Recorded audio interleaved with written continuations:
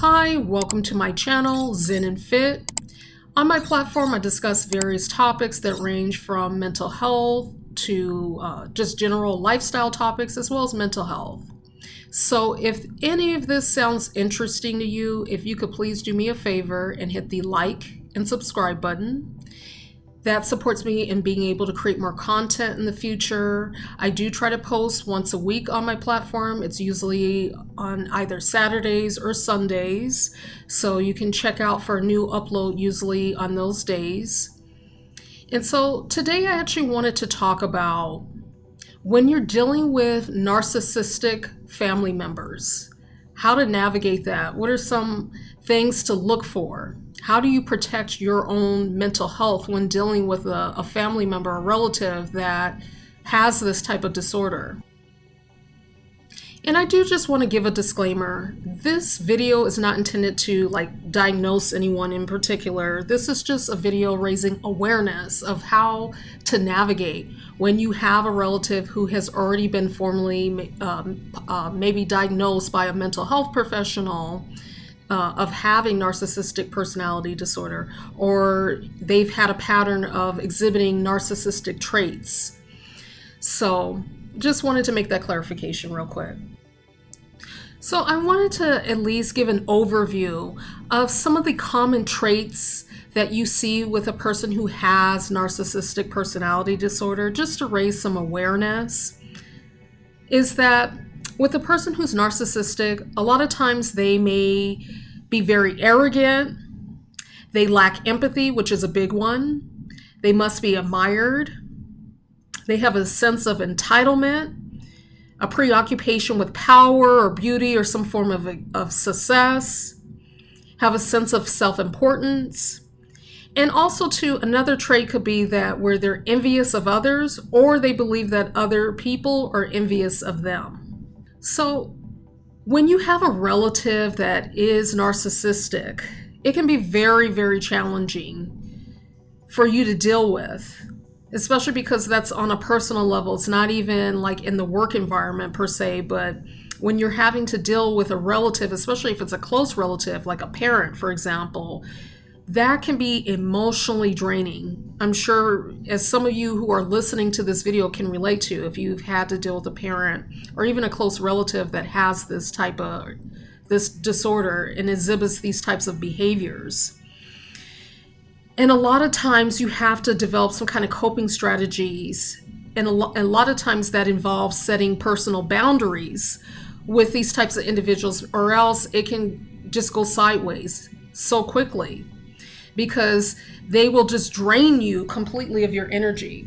No matter what, there can be a lot of gaslighting involved with a narcissistic person, maybe not taking any type of accountability. It's always your fault.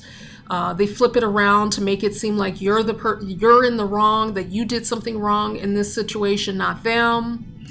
And so that can be exhausting and tiring. It's just like you're going on a merry-go-round and there's no resolution. Even when you try to reason with the person and try to have a logical conversation with them to kind of get a basis, get a reasonable ground with that person, it just seems like that never really happens, no matter how hard you try with them. And a lot of that has to do with their personality. They think it's you, not them. They think that you're the problem, not them. And that's usually the case with, especially this type of personality disorder. And, people who exhibit these types of traits, it just never ends. And so you can't control that relative. Just remembering that you can't control this other person. You wish that they could change or be, let's say, more reasonable and trying to understand and a lot of that goes back to being empathetic, trying to see somebody else's side of things. But that usually is difficult for them because they don't have that. They don't have the empathy to be understanding of other people.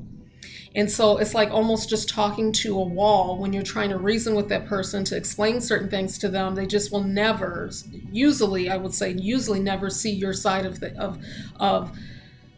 things, because they just don't have that empathy. In addition to the lack of empathy that you may be experiencing with your family member who is narcissistic, you may also notice traits where they are manipulative, they engage in some kind of emotional blackmail with you.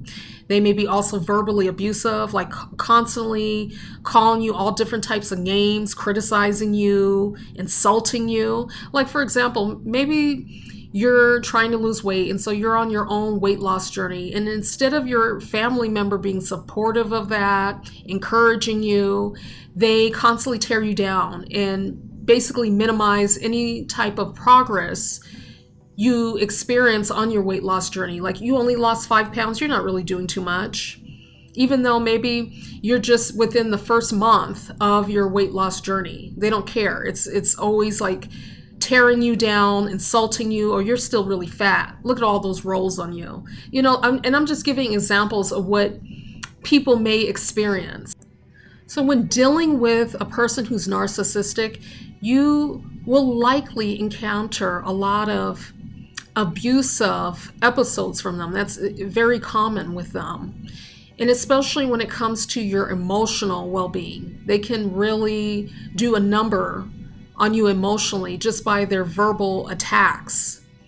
And so that leads to why you need to have a strategy in understanding your relative and understanding the relationship you have with them. If it's like a parent, a sibling, step-parent, whatever the case may be, you really have to take a step back and reflect, what are you getting out of this relationship? And sometimes it's, of course, creating a healthy boundaries where maybe you're not interacting with that person every week or every day. Maybe you only have like a brief encounter with them every few months just to say hello, to check in with them, and kind of leave it at that, so that this person doesn't get the opportunity to start emotionally tearing you down and affecting your mental health. And sometimes, depending on the situation, sometimes you really have to completely remove yourself, depending on how unhealthy and that person's nature is towards you. If it's really vile in how they treat you, maybe you can't have any type of interaction with that person, and only you can like make that decision. Maybe you have your own therapist where you're processing a lot of these traumatic experiences that you may have had with this relative, and with your therapist you come up with a plan that suits you in protecting your mental health from them, from this narcissistic relative. And one thing to remember, if you are dealing with a narcissistic family member, that you're not alone in this. There's a lot of people who have to deal with this in their families, have a relative that is narcissistic. And so you're not alone in that. Sometimes it can feel like you're the only person dealing with this. And even online, you may be able to find like discussion groups where people are talking about their family members being narcissistic and especially emotionally abusive. And so there are supports out there. It's just navigating and finding what works for you. So I just wanted to make a quick little video on this because this is relevant. A lot of people are impacted by this, and especially within the Black community. For Black women, you may be experiencing this, and even though mental health is being discussed a lot more these days, I just thought it's important to discuss and bring this up when you're dealing with, in particular, narcissistic people. And this is relevant to other communities as well, of course, too. I look forward to reading any comments you may have. And please don't forget to hit the like and subscribe button. And also, if you could share this video with anyone you know of that may be into this type of content, that would be much appreciated. And until next time, take care.